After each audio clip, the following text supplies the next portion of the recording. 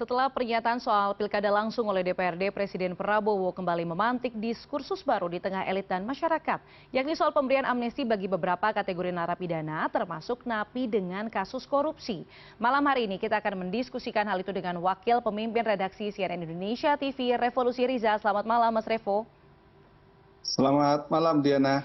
Mas Revo, ini beramai-ramai mempertanyakan kebijakan Presiden Prabowo. Ini 2 bulan kurang lebih pemerintahannya, banyak sekali pernyataan yang bisa dikatakan ini soundbite-nya sangat tendang ya. Ini saya mau tanya dulu Mas Revo, bagaimana redaksi CNN Indonesia memandang pernyataan Presiden Prabowo soal amnesti kepada koruptor? Ya, kita di CNN Indonesia tentu berharap bahwa pernyataan memberi kesempatan memberi amnesti kepada para koruptor ini bisa dipertimbangkan kembali, karena tentu hal ini mencederai rasa keadilan bagi rakyat, gitu ya. Kita tahu bahwa banyak sekali setiap kejahatan itu seharusnya mendapatkan hukuman yang setimpal. Pencuri kecil, gitu ya, pencuri dalam tingkatan yang jauh lebih kecil, misalkan di level masyarakat itu menjalani hukuman, gitu. Maka koruptor yang mencuri uang negara dalam jumlah yang jauh lebih besar seharusnya juga mendapatkan hukuman yang selayaknya, gitu. Nah, ketika itu bisa diberi amnesti, maka atau diampuni jika mengembalikan hasil korupsinya, tentu akan menimbulkan rasa ketidakadilan pada masyarakat, gitu. Amnesti seharusnya hanya diberikan kepada kasus-kasus yang menyangkut kemanusiaan, gitu. Apakah juga misalnya tahanan politik dan beberapa hal lain yang tentu dipertimbangkan dengan sangat matang. Tapi ketika koruptor itu bisa diampuni jika mengembalikan hasil korupsinya, ini di mata masyarakat tentu akan menimbulkan citra yang sangat buruk terkait dengan sistem penegakan hukum di Indonesia. Tidak hanya di kalangan domestik tingkat nasional, bahkan di level internasional, di tingkat global tentu juga membawa citra yang sangat buruk bagi penegakan hukum di Indonesia. Kita tahu selama ini bahkan Republik Rakyat Tiongkok misalnya, begitu mereka itu memberikan hukuman yang sangat tegas kepada para koruptor, memunculkan banyak pujian dari banyak kalangan, termasuk di kalangan Indonesia sendiri juga berharap hal yang sama juga dilakukan, gitu ya, hukuman yang sangat tegas kepada para koruptor. Nah, kalau misalkan di Indonesia justru mengampuni karena mengembalikan uang hasil korupsinya, tentu akan menimbulkan pertanyaan di tingkat global.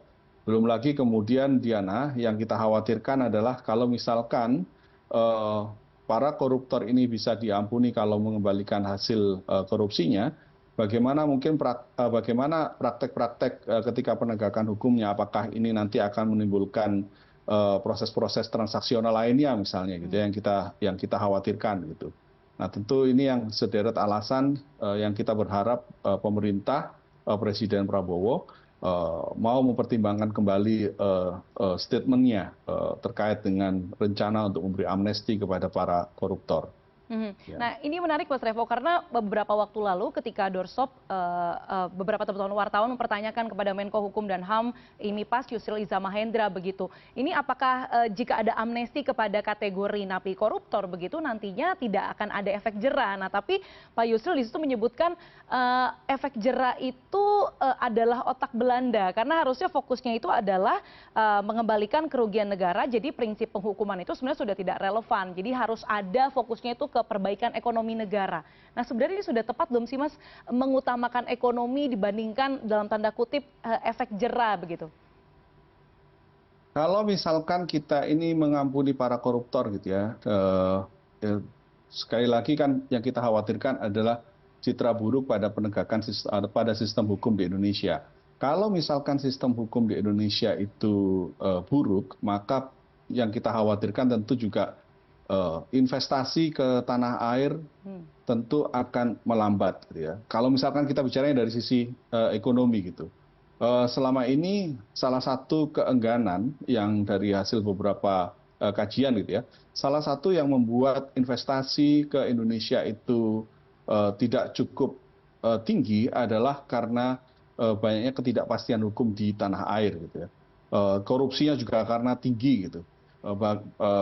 Pungutan-pungutan yang ada, korupsi level-level korupsi-korupsi itu terjadi di banyak level gitu, yang membuat akhirnya proses investasi di tanah air itu tidak setinggi, let's say misalnya ketika di Vietnam misalnya gitu ya. Dari banyak kajian, para pengamat ekonomi menyampaikan bahwa salah satu yang menghambat investasi adalah perilaku korup yang ada di tanah air gitu.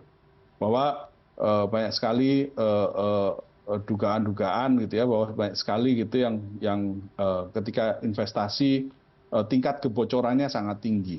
Nah, maka kalau misalkan kita bicara dalam sisi ekonomi gitu ya, kalau misalkan tujuannya ekonomi, kalau misalkan penegakan hukum terkait dengan aksi-aksi korup gini, ini tidak bisa ditegakkan dengan baik, maka itu juga pastinya gitu ya, yang kita khawatirkan akan membuat melemahkan investasi di tanah air, yang ujungnya pasti juga pada ekonomi.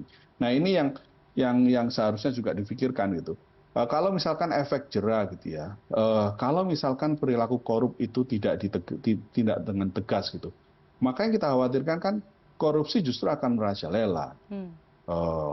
Nah, itu kalau misalkan korupsi semakin merajalela, maka lagi-lagi investasi di tanah air tentu akan melambat gitu. Nah, ini kalau misalkan memang argumentasinya adalah argumentasi dari sisi ekonomi, yang kita harapkan justru dengan sistem hukum yang tegas, sistem hukum yang ditegakkan dengan baik, itu justru akan mendorong ekonomi kita akan tumbuh dengan baik. Karena beberapa kan menyampaikan bahwa kebocoran di tanah air itu relatif tinggi. Bahkan beberapa kalangan menyampaikan, kalau misalkan kita bisa menutup kebocoran-kebocoran akibat perilaku korup, itu juga akan ikut meningkatkan pertumbuhan ekonomi. Bahkan sebagian juga sangat yakin kalau misalkan bisa menutup kebocoran-kebocoran, maka cita-cita pemerintahan Prabowo Gibran pertumbuhan ekonomi 8% bisa menjadi lebih mudah untuk dicapai. Tapi kalau misalkan penegakan hukum tidak dijalankan dengan baik, maka itu pula yang juga akan menghambat pertumbuhan ekonomi 8% seperti yang dicita-citakan oleh pemerintahan Prabowo Gibran, akan juga semakin sulit untuk diwujudkan, Diana.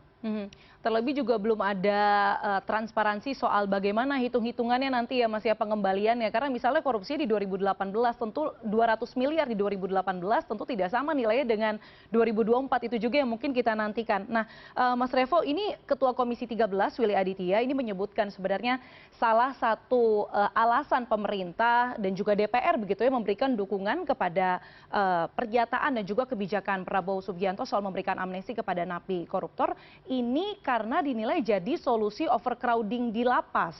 Willy beberapa waktu lalu menyebutkan bahwa untuk makan saja di lapas itu negara menghabiskan 2,5 triliun rupiah per tahunnya begitu, dengan kalau tidak salah hitung-hitungannya 20.000 per kepala. Nah, benarkah sebenarnya Mas ini bisa jadi solusi yang tepat bagian untuk mengawasi overcrowding di lapas? Ya, kita kan memang sudah tahu bahwa persoalan over capacity di lembaga pemasyarakatan kita adalah persoalan yang sudah cukup lama. Bahkan CNN Indonesia juga beberapa kali membuat laporan gitu ya, bahwa di banyak lapas memang terjadi over capacity. Tapi kemudian pemberian amnesti secara serampangan itu juga akan memunculkan rasa ketidakadilan kepada masyarakat. Salah satu yang kemudian memang harus dikaji misalnya terkait dengan over capacity, membedakan antara pengedar narkotika dengan korban pengguna narkotika misalnya. Nah, ini mungkin masih bisa kita terima gitu ya, argumentasi bahwa karena memang pengguna narkotika yang masuk dalam lapas itu angkanya cukup tinggi, sehingga yang level pengguna seharusnya tidak dipenjara, melainkan masuk ke dalam rehabilitasi. Apalagi kemudian kalau misalkan masuk ke dalam penjara, justru dikhawatirkan justru akan menambah kejahatan yang level kejahatannya gitu ya. Nah, artinya Diana, berapa banyak sih sebenarnya koruptor yang di penjara? Tentu angkanya juga harus dikaji gitu, dilihat lagi apakah lebih banyak dibanding pengguna narkoba misalnya. Kalau pengedar, kita tentu sepakat bahwa itu harus dipenjara. Tapi kalau pengguna, dia mungkin masih bisa dikategorikan sebagai korban dan tidak perlu dimasukkan dalam penjara, tapi lebih pada proses rehabilitasi gitu ya. Nah, proses rehabilitasinya yang kemudian diperketat dan diperbaiki sistemnya, karena bukan rahasia juga bahwa banyak juga pengguna narkoba yang diputuskan untuk masuk ke dalam rehabilitasi, tapi kenyataannya kemudian tidak masuk rehab gitu ya, tapi bisa langsung melenggang gitu karena membayar sejumlah uang, lagi-lagi karena ada proses suap atau proses korup di situ gitu. Nah ini kan semuanya yang harus dilihat lagi, ditelaah lebih dalam gitu. Apakah memang benar koruptor ini yang membuat over capacity di lapas. Dan kalau memang perlu sebenarnya kan demi menyelamatkan uang negara, demi menegakkan rasa keadilan dan kemudian eh, apa menghukum secara tegas para koruptor ini, tidak ada salahnya juga pemerintah kemudian mengambil keputusan untuk menambah jumlah lapas khusus untuk pelaku-pelaku korupsi misalnya. Gitu. Jadi Oke. artinya ini mungkin bukan solusi kalau membebaskan para koruptor ini untuk untuk tujuan mengurangi overcapacity di lapas. Saya pikir itu tidak relevan ya, Diana ya. Mhm. Terakhir Mas Revo, ini kan tadi Mas Revo menyebutkan bahwa ini kalau hanya bicara soal mengganti ataupun mengembalikan ataupun istilahnya minta suatu hal yang berdampak untuk ekonomi Indonesia tapi tidak memperhitungkan efek jerah dan lain sebagainya, ini efeknya bisa banyak begitu, ketidakpastian hukum dan lain sebagainya. Nah di sisi lain, kalaupun misalnya memang kebijakan ini jadi berjalan begitu Mas, apa sih Mas yang mungkin stimulus-stimulus lain yang bisa diberikan oleh pemerintah Indonesia supaya ketidakpastian itu bisa ditekan? Misalnya soal RUU perampasan aset misalnya dan lain sebagainya, atau apa Mas Revo? Iya, selama ini kan gini Diana, kalau misalkan ya bahwa ada memang butuh kajian lebih lanjut, tapi beberapa kajian menyebutkan bahwa tingkat kebocoran di tanah air ini, anggaran bocor itu kan bisa mencapai angka 30%. Jadi bayangkan kalau misalkan APBN negara itu taruhlah, biar gampang kita menghitungnya ya, 1.000 triliun misalnya. Artinya kalau 30% ini kan 300 triliunnya sendiri itu kemudian bocor, gitu kan. Nah, 300 triliun ini kalau misalkan dibuat untuk kemaslahatan umat dan tidak dimakan oleh individu-individu, tidak dicuri oleh individu-individu, maka itu pasti akan bisa menumbuhkan pertumbuhan ekonominya pasti jauh lebih dahsyat gitu ya. Nah ini yang harusnya pemikirannya di situ, menutup kebocoran. Nah, kalau misalkan sekarang praktek korupsi itu terjadi di banyak titik, bagaimana kemudian mengambil lagi uang negara yang sudah diambil? Kita selalu mendorong bahwa para pelaku korupsi ini harus mengembalikan uang negaranya, itu adalah sebuah kewajiban. Maka itu kemudian perampasan aset, bahkan itu undang-undang perampasan aset itu juga harus segera ditetapkan gitu ya.